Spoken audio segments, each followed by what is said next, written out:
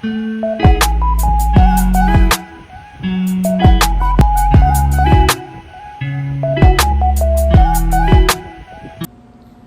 magandang umaga po ulit, ma'am. Ako po ulit yung student nurse na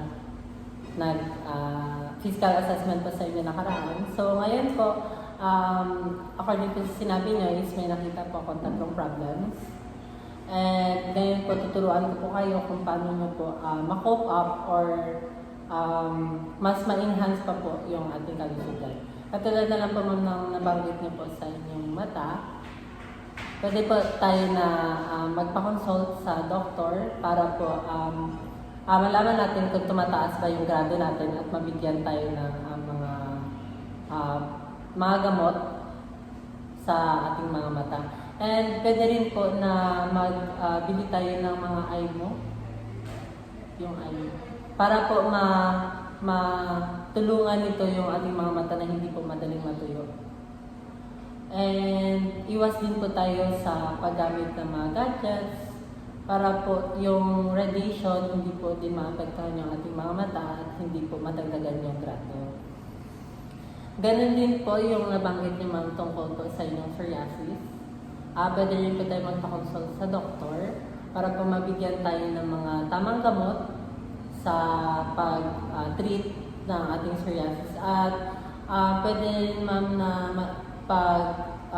pag-iwas po sa mga pagkain na naka-trigger na ating psoriasis. At sa panghuli po, ma'am, yung sa pagtulog po natin, kung nahirapan po kayong matulog ng gabi, pwede po na i-adjust natin yung pagtulog natin sabihin po natin sa tanghali. Kung nakatulog po kayo ng tanghali, pwede po na, yung ginagawa ko kasi, ma'am, yung pinapagod ko yung sarili ko sa buong mag-araw. Para sa pagtulog mo sa tanghali, yung mahimbing pa yung tulog mo. Pwede po ganun at i-adjust din natin yung sa pagtulog natin.